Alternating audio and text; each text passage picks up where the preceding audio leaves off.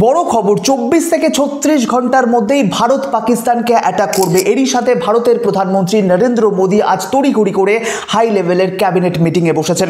অবশ্যই বিস্তারিত আপনাদের জানিয়ে দেবো, যারা নতুন চ্যানেলটি সাবস্ক্রাইব করেন।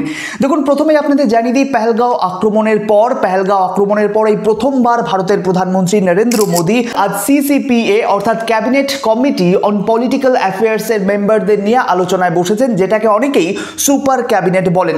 এবং এতেই ভয় ধরে গেছে পাকিস্তানের। অতীতে এ ধরনের মিটিং এর পরেই বিধ্বংসী এয়ার স্ট্রাইক হয়েছিল পাকিস্তানে। আপনাদের মনে আছে বালাকোট এয়ার স্ট্রাইকের কথা, যেখানে ফেব্রুয়ারি 2019 এ ধরনের একটা মিটিং হয়েছিল। হঠাৎ করে মিটিং এর আয়োজন করা হয়েছিল, আয়োজন করেছিলেন ভারতের প্রধানমন্ত্রী নরেন্দ্র মোদী। এবং এই আয়োজনের পর হঠাৎ একদিন পরেই কিন্তু ভারতের বায়ুসেনা, ইন্ডিয়ান এয়ারফোর্স পাকিস্তানের বালাকোটে এয়ার স্ট্রাইক চালায়। আপনাদের মনে আছে সেই দিনটি, সেই বিধ্বংসী দিনটি পাকিস্তানের বালাকোটে এয়ার স্ট্রাইক করা হয়েছিল 26শে ফেব্রুয়ারি 2019।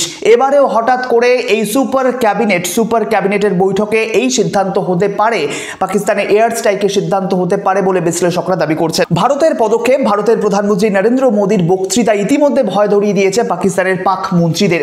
পাকিস্তানের সোশ্যাল মিডিয়ায় ভিডিও বার্তা জারি করে পাক মন্ত্রী জানায়, ভারত আগামী 36 থেকে 24 ঘন্টার মধ্যে পাকিস্তানে হামলা চালাতে পারে।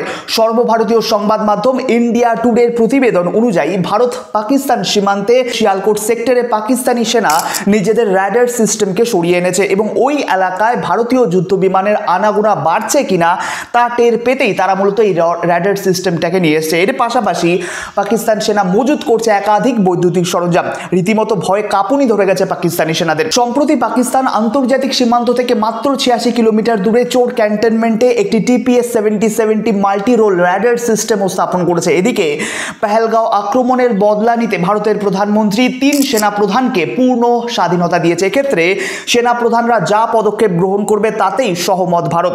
পিটিআই এর প্রতিবেদন অনুযায়ী মঙ্গলবার নিজের বাসভবনে প্রতিরক্ষা মন্ত্রী রাজনাথ সিং এবং জাতীয় নিরাপত্তা উপদেষ্টা Ajit Doval, chief of defence staff general Anil Chauhan সহ 3 সেনা প্রধানের সঙ্গে উচ্চ পর্যায়ের বৈঠক করেন প্রধানমন্ত্রী। কিভাবে হামলা চালানো হবে, কিভাবে পরিকল্পনা করা হবে, সেই সংক্রান্ত বিষয়ে কোনো সেনাবাহিনীর হাত পা বেঁধে রাখা হবে না, এমনটাই প্রধানমন্ত্রী নরেন্দ্র মোদী কড়া বার্তা দিয়ে দিয়েছে সেনাবাহিনীকে, ভারতীয় সেনাবাহিনীকে। এক্ষেত্রে ভারতীয় সেনাবাহিনীর যেমন মনে হবে তেমন ভাবেই তারা অ্যাকশন নিতে পারে, এমনই স্বাধীনতা দিয়েছে ভারতের প্রধানমন্ত্রী নরেন্দ্র মোদী।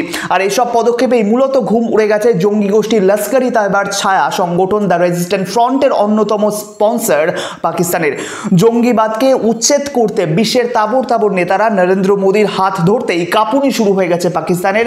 তাই পাকিস্তানের তরফ থেকে এখন রাত 2টোর সময়, দেখুন মাঝরাতে রাত 2টোর সময় সোশ্যাল মিডিয়াতে পাকিস্তানিদের সতর্ক করে দেওয়া হচ্ছে এবং বলা হচ্ছে 24 থেকে 36 ঘন্টার মধ্যে পাকিস্তানের বিরুদ্ধে বড় সেনা অভিযান শুরু করতে পারে ভারতে। দেখুন, কড়া ভয় ধরে গেছে পাকিস্তানের, কাঁপুনি ধরে গেছে।